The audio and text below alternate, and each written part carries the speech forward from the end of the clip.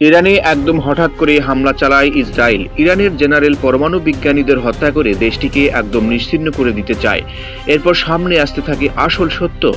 1 বছর ধরে নাকি এই হামলার পরিকল্পনা নিয়ে এগোচ্ছিল ইসরায়েল। অন্যদিকে ইরান হাতে পেয়েছে মাত্র 12 দিন। এর মধ্যেই চোখে আঙ্গুল দিয়ে দেখিয়ে দিল মধ্যপ্রাচ্যের অন্যান্য দেশের সঙ্গে খামেনির দেশকে মেলানোর সিদ্ধান্ত কত বড় ভুল ছিল নেতানিয়াহুর।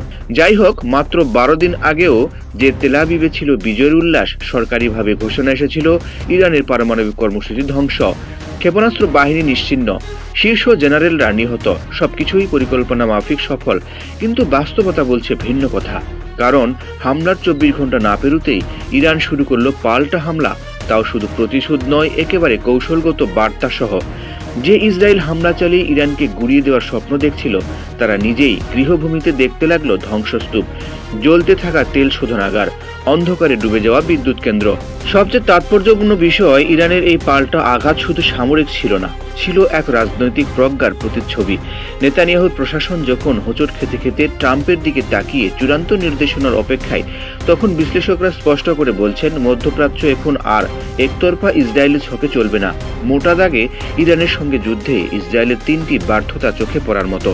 প্রথমত, নেতানিয়াহুর চাওয়া ছিল ইরানের পারমাণবিক কর্মসূচি পুরোপুরি বন্ধ করে দেওয়া। এজন্য ট্রাম্পকেও পাশে নিয়েছিলেন তিনি। পরিকল্পনা মোতাবেক ইরানে হামলাও চালান ট্রাম্প। পরের ঘটনার সাক্ষী পুরো বিশ্ব। ডোনাল্ড ট্রাম্প দাবি করেছিলেন ইরানের ইউরেনিয়াম সমৃদ্ধকরণ পুরোপুরি থেমে গেছে। কিন্তু মার্কিন গোয়েন্দা সংস্থা জানালো ভিন্ন কথা। জানালো পারমাণবিক স্থাপনা পুরোপুরি ধ্বংস করতে পারেননি তারা। কিছু অংশ কেবল কয়েক মাসের জন্য পিছিয়ে গেছে। ক্ষেপণাস্ত্র নির্মূলের উদ্দেশ্য পূর্ণ হয়নি নেতানিয়াহুর। যেই মুহূর্তে ট্রাম্প যুদ্ধবিরতির ঘোষণা দেন, তখনই ইরানি ক্ষেপণাস্ত্র আঘাত হানে ইসরায়েলের বুকে। তেল শোধনাগার, বিদ্যুৎ কেন্দ্র, এমনকি সামরিক স্থাপনাও ছিল টার্গেটে। উল্টো কিছু জায়গায় ইরানের ধ্বংসযজ্ঞ এতটাই ভয়াবহ ছিল যে সরকারের কাছে রীতিমতো ক্ষতিপূরণ দাবি করছে ইসরায়েলি নাগরিকরা। নেতানিয়াহুর লক্ষ্য ছিল ইরানি জেনারেল পরমাণু বিজ্ঞানীদের হত্যা করে তাদের মনোবল ভেঙে দেওয়া। কিন্তু এতে ইরানিদের জাতীয়তাবাদ এমনভাবে জেগে উঠেছে যে এই আক্রমণ সরকারকে দুর্বল না করে বরং অভূতপূর্ব ঐক্যের জন্ম দিয়েছে।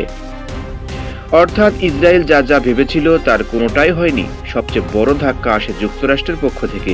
যুদ্ধে জড়িয়ে পড়ার পর ট্রাম্প নিজেই যখন থামার নির্দেশ দেন, তখন নেতানিয়াহুর সেই দুর্ধর্ষ পরিকল্পনা আচমকায় থেমে যায়। যেন এক নাটকের মাঝপথে পর্দা টেনে দেওয়া হলো।